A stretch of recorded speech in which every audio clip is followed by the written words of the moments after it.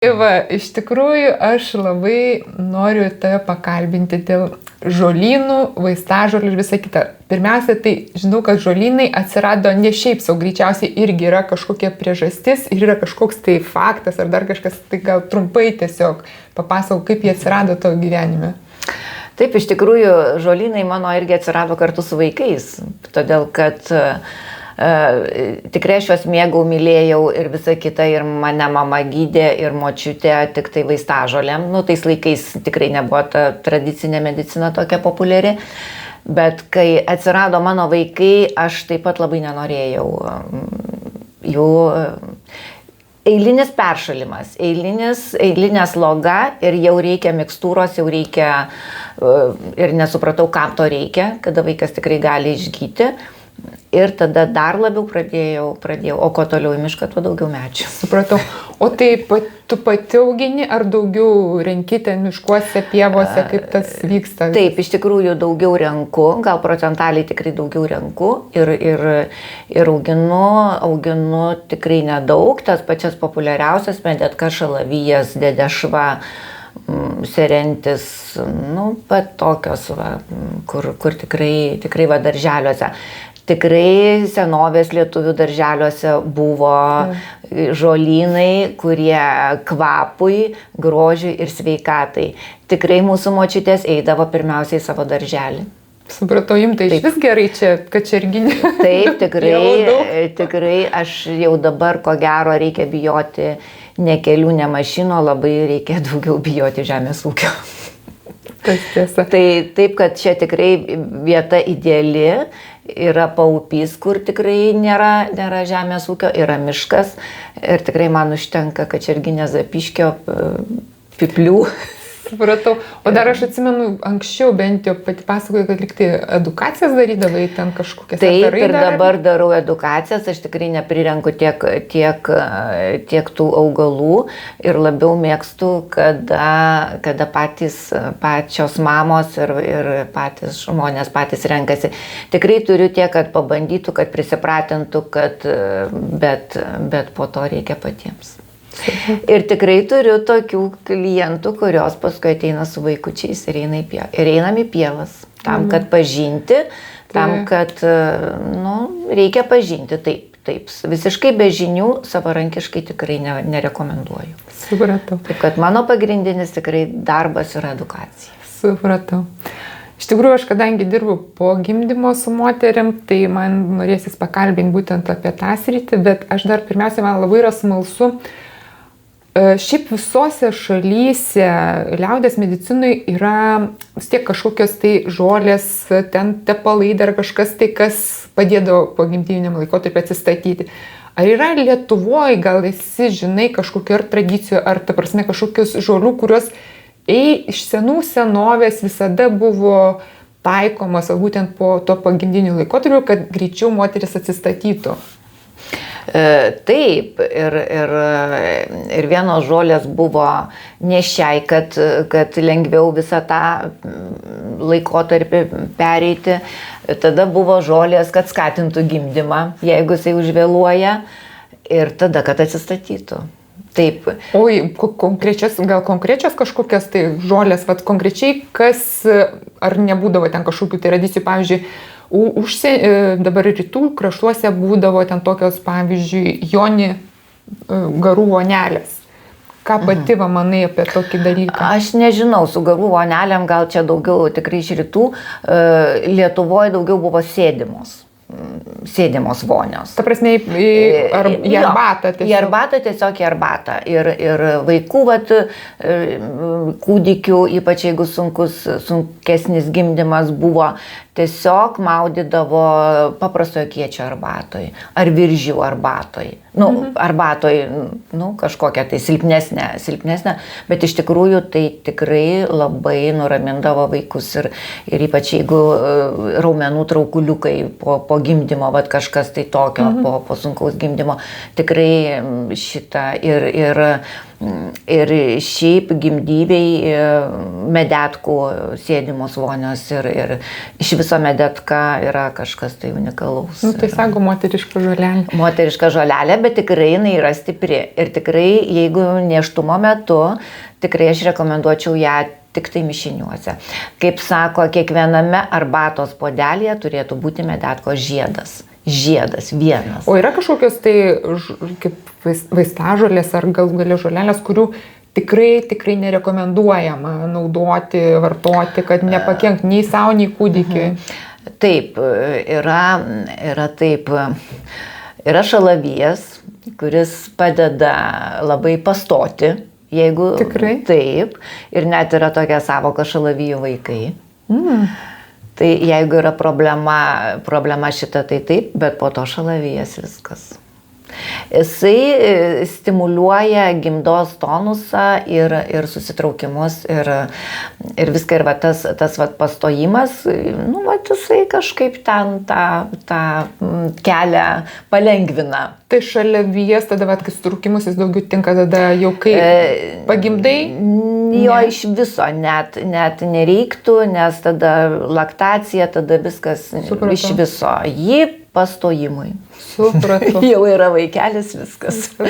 Viskas baigiam su pastojimu. Lygiai taip pat su rūta. Jonažolė yra labai stipri. Tikrai nereikėtų jos vartoti. Bet pavyzdžiui, jeigu vaikelis vėluoja gimdymo paskatinimui, taip.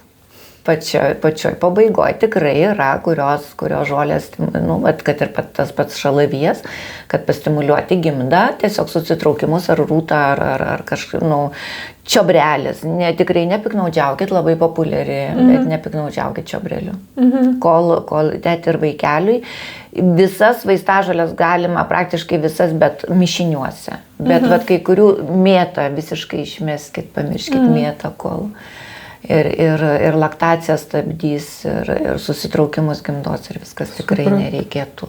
Jokių papildų, jokių, nežinau, ten. Tai va dabar ir norėjau paklausti, nes iš tikrųjų šiaip šiuolaikiniai žmonės, jie tokie yra greitas vartojimas, greitas rezultatas, visakytas žolelės, jos turbūt yra vis tiek, jas turi ilgiau vartoti, mažesniam galbūt dozėm. Ir tas neateina taip greitai, kaip norėtųsi, bet kita vertus, kaip ir pati sakei, kad jau geriau žolelė negu papildai. Taip, aš tą savoką maisto papildai keiščiau į vaistų papildai ar kažkaip tai. Aš juos vis dėlto priskirčiau vaistams, o ne. Ir man labai nesmagu, kai nepatarčiau naudoti be gydytojo ir savarankiškai tiesiog sugalvojau, reikia pavasaris, reikia pagerti ten to, reikia pagerti nuo. Tikrai ne.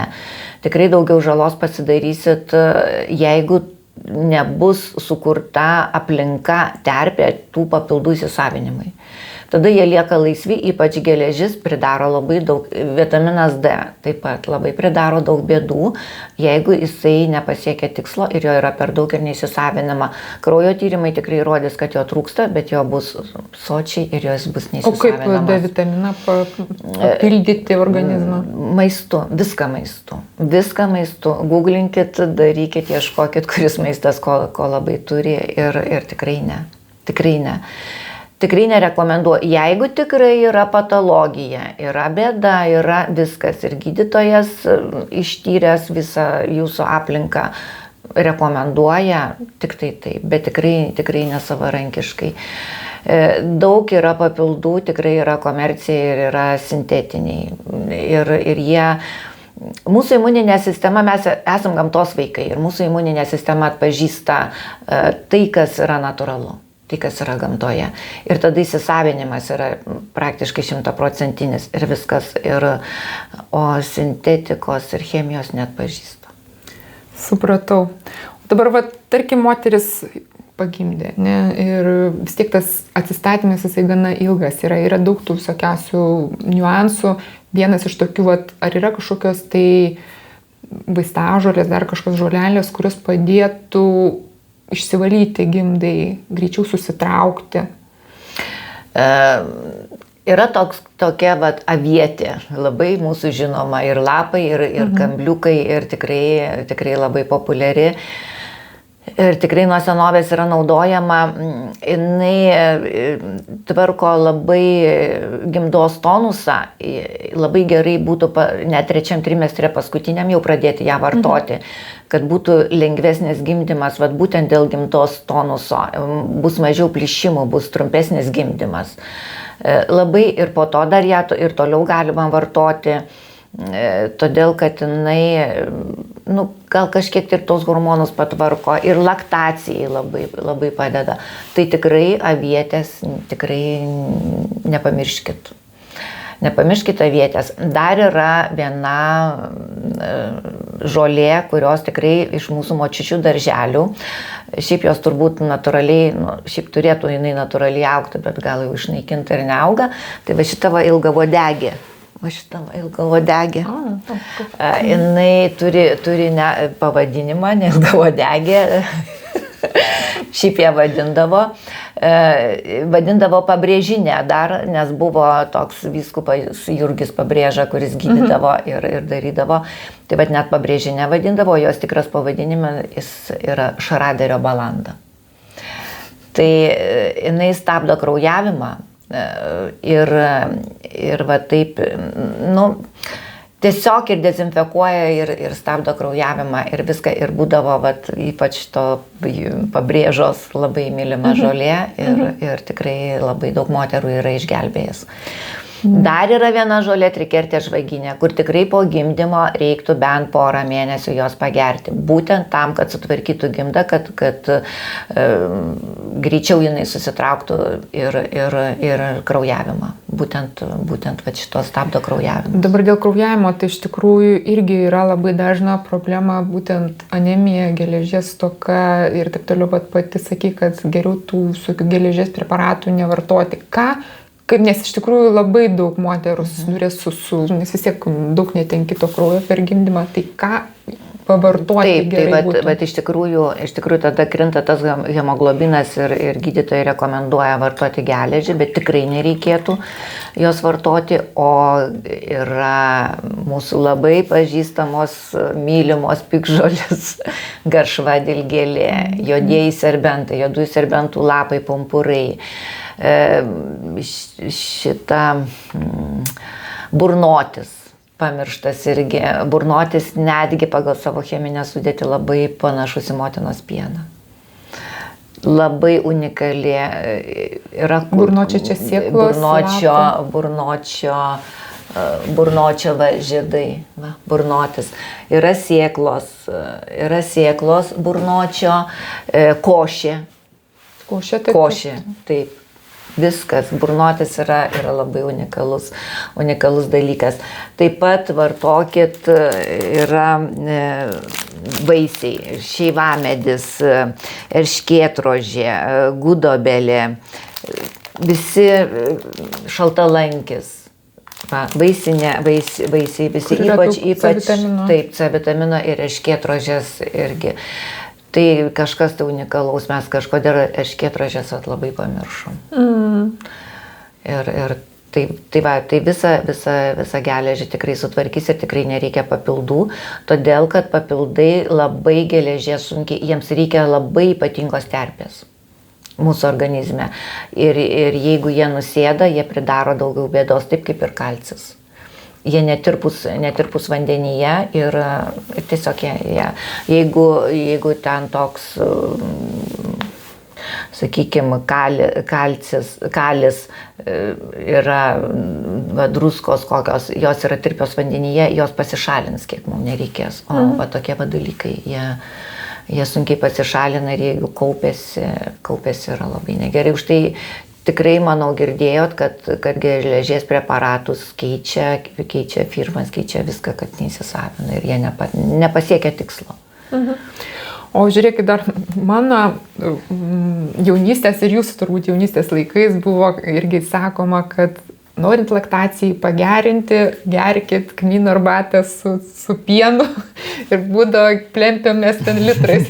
šiais laikais tai žindymo konsultantė sakė, kad tai yra nepatikima, lyg tai nėra mokslinių tyrimų ir taip toliau. Ką jūs galvojate, ar yra kažkokių žolių ir apskritai kokia nuomonė jūsų pačios? Aš manyčiau, tikrai yra ir pavyzdžiui, toks pankolis, mūsų pamiršta daržovė, kur irgi ir pankolio sėklos ir jisai sėkmingai pas mus auga ir pamirštas ir tikrai ir pieno laktacijai ir tie patys kmynai ir dilgėlė, usnis, tikrai padeda ir tikrai reikia. Ir tuo pačiu apie tą patį pienuką šnekant, tai irgi man tenka susidurti labai dažnai, praktiškai tie yra vaikų pilvų diegliukai.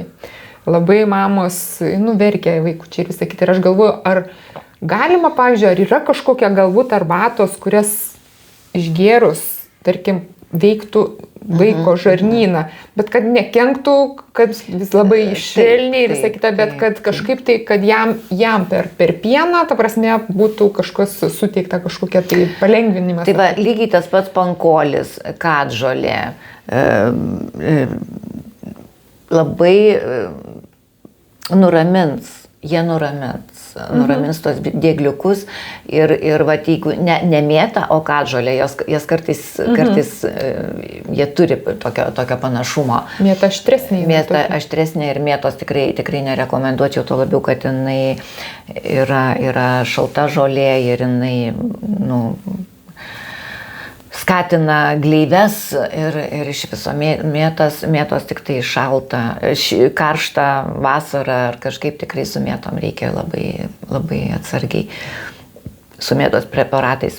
Melisa, katžolė geriau rinktis šitas žolės, kur tikrai padės šitą dalyką. Supratau, o šiaip jeigu reikėtų sakyti, visada mamos, tarkim, po gimdymo turėtų turėti 3 žolelės, kurios, turėtų turėti savo, kaip čia, vaistinėlį, ar kas tai būtų per 3 žolelės? Ką žinau, aš turbūt vis dėlto už tą vietę, nes tikrai jinai labai daug, tikrai ne už liepžiedžius, o labiau už avietę. Liepžiedžiai tiesiog gal truputį hormoninė tokia, ir jeigu jau vaikam ir mamai, aš labiau už avietę. Temperatūra, jeigu ar kažkas, tai vis dėlto už avietę. Melisa, jeigu nusiraminti, raminanti tokia žolė, tai tikrai reikėtų turėti. Net nežinau. Kas dar čia tokių šaltalankis labai gera žolė visiems gyvenimo atvejams. Ir dar man tas toks irgi, dabar irgi labai dažnas tai yra pogimdyminė depresija. Aišku, aš suprantu, kad tai yra hormonai, tai yra nemiga, tai yra nuovargis ir visą kitą, bet gal irgi yra kažkokia tai, ar tai mišiniai, ar ten kažkokios tai arbatėlės, dar kažkas, kad kažkiek tai mamai truputėlį atpalaiduoti, nes jos jau būna vis tiek labai įsitempusios, labai, kaip čia, ta atsakomybė gulant tų pečių, bet galbūt yra, aš nežinau, irgi čia fantazuoju, bet iš tikrųjų, kaip sakyt, irgi toks įdomu. Taip, yra tikrai tos visos raminančios žolelės ir tas pats skėtis, čia yra paprastasis skėtis, tas, kurio mes tikrai nėra jisai dabar populiarus, bet tikrai jisai yra raminantis ir vaikučiams, ir mamai. Ta pati erškėtrožė, melisa, tikrai, O kada, tarkim, gerti, tai prieš miegą, dar kažką ryte, kaip rekomenduotumėte? Netgi ir sakyčiau, jeigu jau mamai tikrai yra kanapė, kur tikrai mūsų lietuvių tikrai visą laiką augintas ir turėtas ir visa kita. Bet tik tai gal vis dėlto, aš sakyčiau, reiktų viską gerti mišinukus ir ant vienos su viena žole jos nepadauginti. Tikrai yra daug saugiau jas pamaišyti. Tai va tikrai yra tų žolelių nusiraminimui, tikrai yra. Nu, aš sakyčiau, kietis, melisa, kanapė. Nes tos mišinukus... Ramunėlės, nepamirškim ramunėlių. Nu taip. Nes aš galvoju, tie mišinukai irgi pati tai nesusimaišysi, ten irgi reikia žinoti pas ką. Tarkim, jūs ir pati, kiek supratau, irgi prekiaujat, ne? Ir jeigu, tarkim, norėtųsi, kur galima rasti informaciją? Informacijos pas mane tikrai galima rasti. Kiek ir tikrai padedu, ir tikrai ateina, ir tikrai pakonsultuoju ir viską. Žolelių taip pat turiu, tikrai pirmai pradžiai tikrai turiu ir tikrai galiu, nors aš tiek, kiek pati. Šiaip niekur beveik, niekur neprekiauju, tiesiog patariu, pasišnekama. O kaip pačią rasti? Skambinti, rašyti. Galima skambinti, galima rašyti. Aš turiu savo puslapį balanda.eu. Tai Facebook'o? Ne Facebook'e. Paprasta internetinis puslapis balanda, bet ne LT, o EU. Balanda.eu. Taip. Ten yra ir galite ir Facebook'ą rasit, ir telefoną, ir viską informacijos, ten rasit nedaug. Tiesiog pat kontaktai, todėl kad aš ne už tai, kad kiekvienas žmogus individualus ir kiekvienam reikia, kartais užtenka pokalbio.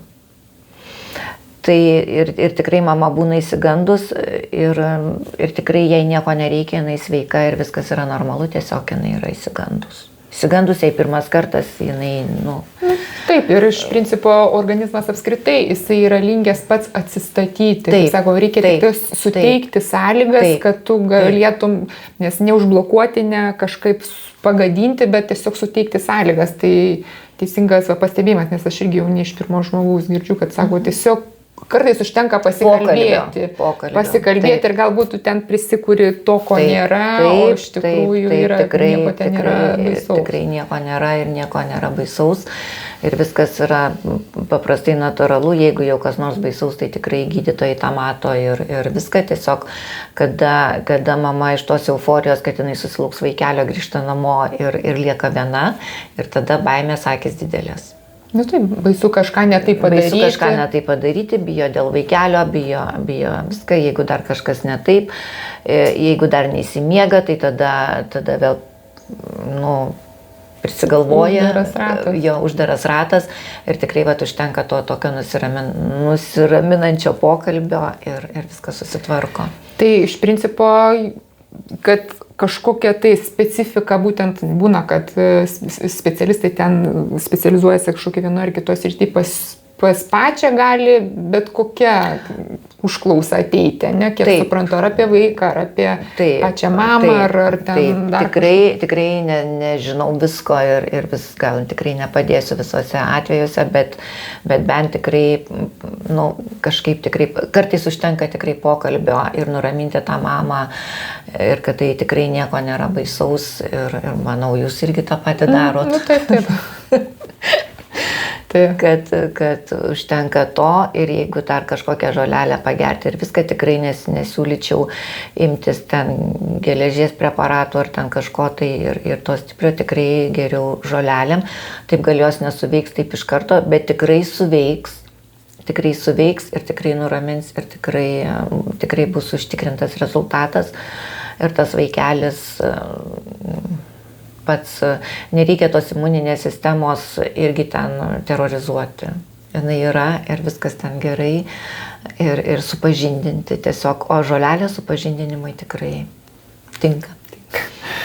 Fainai. Gerai, ačiū labai tada už pokalbį, sėkmės jums tada. Sėkmės jums mūsų gerame darbe. Ir to mamom tikrai reikia padėti ir tikrai padėsim.